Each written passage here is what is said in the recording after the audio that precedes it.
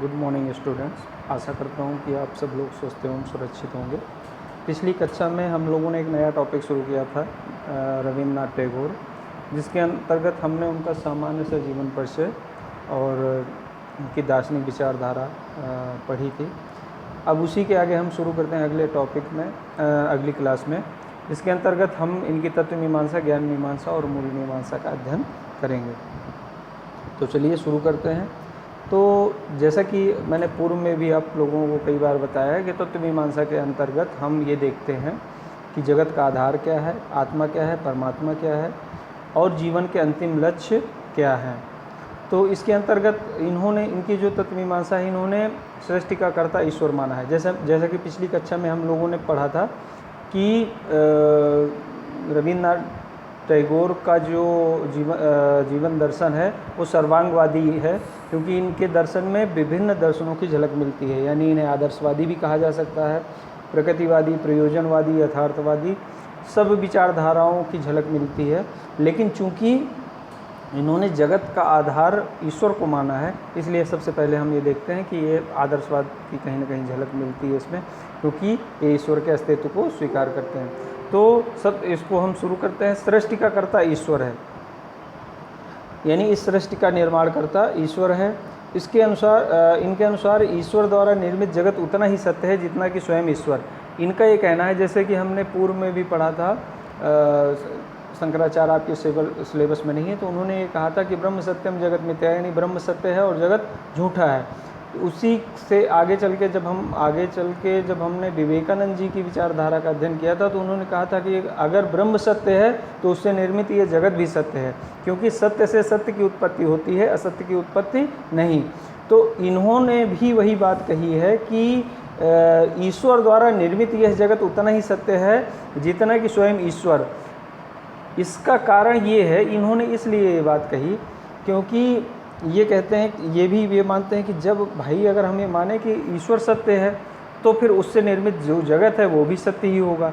और दूसरी बात, चूंकि इन्होंने जीवन के दोनों पक्षों के विकास पर समान रूप से बल दिया है, यानी भौतिक पक्ष और आध्यात्मिक पक्ष, इसलिए इन्होंने ये बात कही। और दूसरी बात ये भी इनका मानना है कि भले ही जीवन का अंतिम लक्ष्य आत्मानुभूति हो, लेकिन जब तक भौतिक उन्नति नहीं होगी तब तक आध्यात्मिक उन्नति भी नहीं हो सकती। इसलिए इन्होंने भौतिक जगत को भी सत्य माना है और आध्यात्मिक जगत को भी सत्य माना है। इन्होंने ईश्वर को दो रूपों में माना है, बीज रूप में निराकार, क्योंकि ये माना जाता है कि जो ब्रह्म है वो निराकार है, उसका कोई आकार नहीं है। तो बीज रूप में वो निराकार है और सृष्टि रूप में यानी प्रकृति के रूप में साकार है, यानी ये जो सृष्टि के रूप में दिखाई दे रहा है, क्योंकि चूंकि इनका ये मानना है कि इस जगत का निर्माण ब्रह्म ने किया है और अपने अंश से किया है, तो चूंकि ब्रह्म तो निराकार है लेकिन उसने जो कुछ बनाया वो क्या है, साकार है, इसलिए सृष्टि रूप में ये साकार है, यानी सृष्टि रूप में ब्रह्म के हमें दर्शन होते हैं और वैसे ब्रह्म निराकार है, तो बीज रूप में वो निराकार है। इसके अलावा मनुष्य एक आत्माधारी प्राणी है और मनुष्य के जीवन का अंतिम लक्ष्य आत्मानुभूति है। जाहिर सी बात है, मनुष्य में आत्मा है और आत्मा किसका अंश है, परमात्मा का अंश है, और मनुष्य के जीवन का अंतिम लक्ष्य है आत्मानुभूति। अब यहाँ पर आत्मानुभूति क्या है, इन्होंने आत्मानुभूति उस स्थिति को कहा है कि जब मनुष्य को एकात्म भाव का अनुभव हो जाएगा, यानी जब व्यक्ति को एकात्म भाव का अनुभव हो जाएगा तो वो आत्मानुभूति की ओर अग्रसरित होगा। क्योंकि जब तक उसे एकात्म भाव, यानी एकात्म भाव पिछली कक्षा में भी हम लोगों ने अध्ययन किया था कि एकात्म मतलब समस्त प्राणियों में एक आत्मा का अनुभव करना। तो जब ये वाली स्थिति व्यक्ति अनुभव करेगा, ये महसूस करेगा, तो जाहिर सी बात है सभी समस्त प्राणियों के प्रति प्रेम, दया, करुणा की भावना होगी और वो प्रेम पूर्वक सबके साथ रहेगा। तो जाहिर सी बात है यही स्थिति आगे चल के फिर धीरे धीरे आत्मानुभूति की ओर ले जाएगी व्यक्ति को। तो जाहिर सी बात है इन्होंने जीवन का अंतिम लक्ष्य आत्मानुभूति माना है। इसके अलावा इन्होंने मानव जीवन के दो पक्ष माने हैं, भौतिक और आध्यात्मिक। तो भौतिक पक्ष के विकास के लिए उन्होंने भौतिक साधनों को माना है कि भौतिक साधनों द्वारा भौतिक पक्ष का विकास हो सकता है, और आध्यात्मिक पक्ष के लिए इन्होंने समाज सेवा, प्रेम, योग, साधना आदि को आवश्यक माना है। इन्होंने प्रेम द्वारा ही, इनका ये मानना है कि प्रेम द्वारा ही व्यक्ति में एकात्म भाव की उत्पत्ति हो सकती है। अब आप ये देखो ये आगे हम इसका अध्ययन करेंगे कि कैसे ये, वैसे तो अगर हम देखें तो मतलब ब्रह्म को प्राप्त करने के कई मार्ग बताए हैं अलग अलग विद्वानों ने, जैसे प्रेम मार्ग है, भक्ति मार्ग है, कर्म मार्ग है, तो अलग अलग मार्ग हैं, लेकिन इन्होंने प्रेम को सबसे महत्वपूर्ण साधन माना है, क्योंकि इनका ये मानना है कि प्रेम मार्ग जो है वो सबसे आसान है, क्योंकि प्रेम के द्वारा त्याग की उत्पत्ति होती है, समर्पण की उत्पत्ति होती है और अहंकार का नाश होता है। तो जब तक व्यक्ति में इन गुणों का विकास नहीं होगा और दुर्गुणों का नाश नहीं होगा, तब तक वो आत्मानुभूति की ओर नहीं बढ़ सकता। तो जाहिर सी बात है प्रेम मार्ग को इन्होंने सबसे आसान मार्ग माना है। फिर इसके बाद आते हैं इनकी ज्ञान मीमांसा में। तो ज्ञान मीमांसा के अंतर्गत ईशोपनिषद में एक स्टेटमेंट है, उसको हम लोग देखते हैं।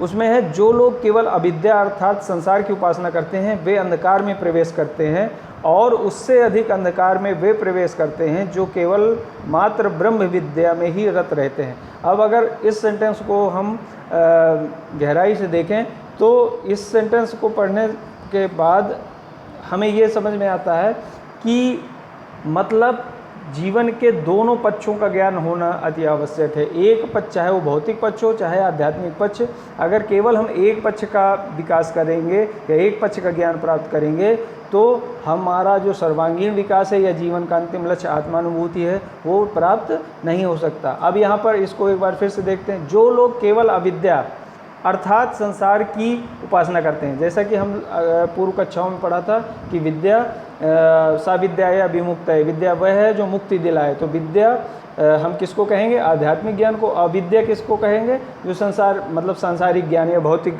ज्ञान को हम मतलब अविद्या जो विद्वान है उन्होंने माना है। इस उपनिषद में भी ये कहा गया है कि जो लोग केवल अविद्या यानी सांसारिक ज्ञान की उपासना करते हैं या संसार की उपासना करते हैं वो ये अंधकार में प्रवेश करते हैं, यानी जाहिर सी बात है वो जीवन के अंतिम लक्ष्य की ओर नहीं जा रहे, और उससे अधिक अंधकार में वे प्रवेश करते हैं। यानी पहले वाले से भी ज़्यादा इस बात का महत्व दिया है कि उससे अधिक अंधकार में वे प्रवेश करते हैं जो केवल जो मात्र ब्रह्म विद्या में ही रत रहते हैं। यानी अगर हम केवल ब्रह्म विद्या यानी जो सच्चा ज्ञान है, ज्ञान को अगर हम दो आधारों में बांटे, भौतिक और आध्यात्मिक, तो अगर हम केवल आध्यात्मिक ज्ञान में ही लगे रहेंगे, ब्रह्म विद्या में ही रत रहेंगे, तो हम उससे ज़्यादा अंधकार में होंगे।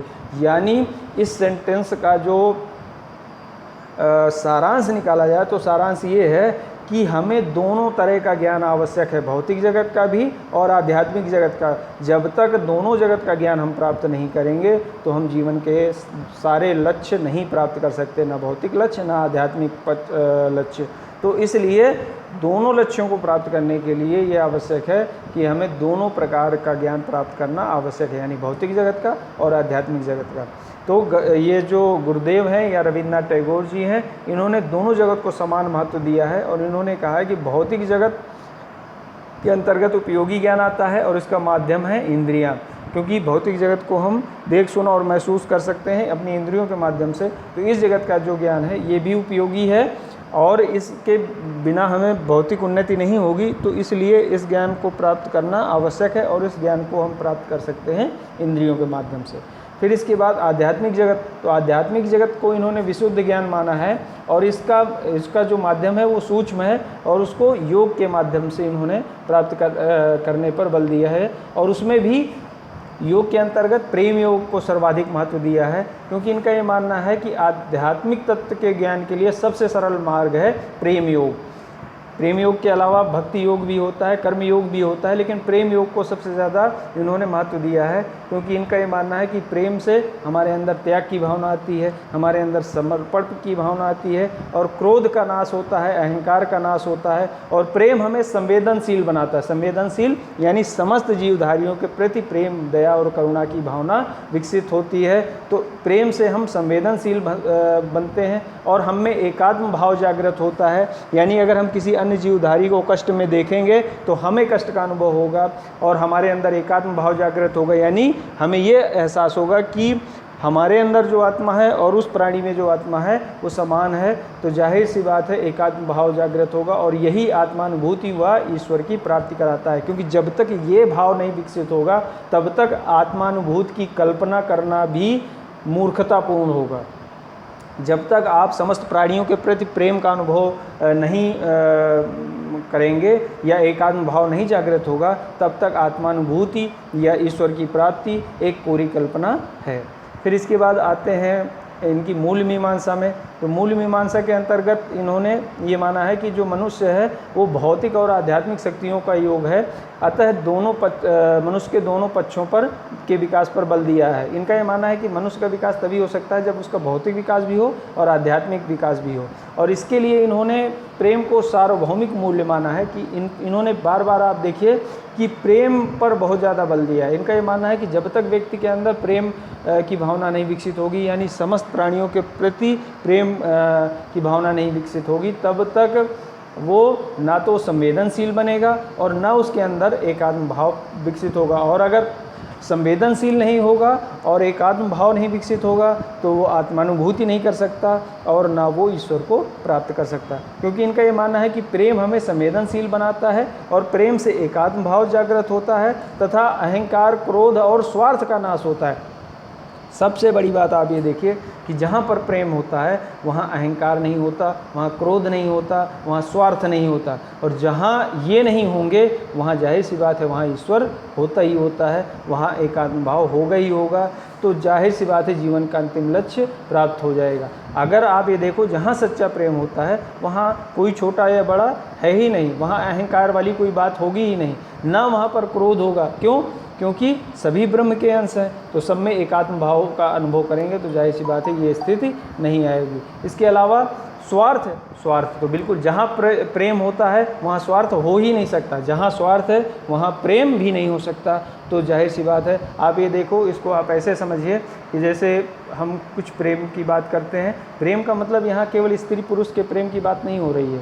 प्रेम किसी भी तरह का, किसी जीवधारियों के प्रति प्रेम, प्रकृति के प्रति प्रेम, किसी भी चीज़ के प्रति अगर आपका निस्वार्थ प्रेम है तो जाहिर सी बात है। अब जैसे कह दिया जाए एक माँ अपने बच्चे का लालन पालन करती है तो जाहिर सी बात है कि उसके पीछे उसका कोई स्वार्थ नहीं होता, जाहिर सी बात है। क्यों? क्योंकि वहाँ सच्चा प्रेम है, इसलिए कोई स्वार्थ नहीं है, और जहाँ स्वार्थ होगा वहाँ पर प्रेम नहीं होगा। तो इन्होंने ये कहा कि प्रेम से व्यक्ति संवेदनशील बनता है और उसमें एकात्म भाव विकसित होता है। तो इनकी मूल मीमांसा के अंतर्गत इन्होंने प्रेम मार्ग को सबसे ज़्यादा महत्व दिया है, और इनका ये मानना है कि प्रेम से भौतिक जीवन को सुखमय बनाने के साथ साथ आध्यात्मिक पूर्णता भी प्राप्त की जा सकती है। यानी जीवन के दोनों तरह के जो लक्ष्य इन्होंने निर्धारित किए हैं, भौतिक लक्ष्य और आध्यात्मिक लक्ष्य, उन दोनों लक्ष्यों की प्राप्ति प्रेम के मार्ग से संभव है। यानी अगर व्यक्ति प्रेम के मार्ग पर चले तो वो भौतिक उन्नति भी कर सकता है और आध्यात्मिक उन्नति भी कर सकता है। इसके अलावा लास्ट में सारांश रूप में इन्होंने कहा कि प्रेम के अभाव में मानव सेवा तो दूर, मानव सेवा का भाव भी जागृत नहीं हो सकता, और गुरुदेव मानव सेवा को ईश्वर सेवा मानते थे। यानी इनका ये मानना है कि जो जीवन का अंतिम लक्ष्य है आत्मानुभूति, उसकी प्राप्ति हो सकती है प्रेम मार्ग से, और प्रेम मार्ग के अंतर्गत मानव सेवा से। और मानव सेवा तब तक नहीं हो सकती जब तक कि प्रेम जागृत नहीं होगा, समस्त जीवधारियों के प्रति प्रेम जागृत नहीं होगा तब तक मानव सेवा होगी नहीं। मानव सेवा, अब जैसे मानव सेवा वर्तमान समय में अगर देखा जाए तो मानव सेवा का अर्थ ये लगाया जाता है कि हाथ में झाड़ू पकड़ के और सेल्फी लेकर उसको सोशल मीडिया में अपलोड कर देना, इसको सेवा कहते हैं। या कुछ भी ऐसा कार्य करेंगे तो वो सिर्फ प्रसिद्धि पाने के लिए, कोई भी ऐसा सामाजिक कार्य करेंगे तो उसको सोशल मीडिया में पोस्ट करने के लिए, तो ये सच्ची मानव सेवा नहीं है। क्योंकि मानव सेवा दिखावे के लिए नहीं होती है, वो अपनी आत्मा की संतुष्टि के लिए होती है। हम किसी दिखावे के लिए या लाइमलाइट में आने के लिए या पॉपुलर होने के लिए नहीं करना चाहिए ये। अगर हम ये वैसे भी कहा जाता है कि अगर हम कोई अच्छा कार्य करते हैं तो उसका बखान करने की आवश्यकता नहीं है। तो अगर जहाँ पर सच्चा प्रेम नहीं होगा वहाँ दिखावा होगा, और जहाँ दिखावा होगा वहाँ पर जाहिर सी बात है एकात्म भाव की ना बात होगी ना आत्मानुभूति की बात होगी। तो प्रेम के अभाव में मानव सेवा तो दूर, मानव सेवा का भाव भी जागृत नहीं होता। और इन्होंने ये माना है कि मानव सेवा के माध्यम से हम आत्मानुभूति की ओर बढ़ सकते हैं, और उसका मार्ग है प्रेम मार्ग। प्रेम मार्ग पर सबसे ज़्यादा इन्होंने फोकस किया है। तो आज की कक्षा में इतना ही। अगली कक्षा में हम अब इनकी शैक्षिक विचारधारा का अध्ययन करेंगे। आपका दिन शुभ हो। धन्यवाद।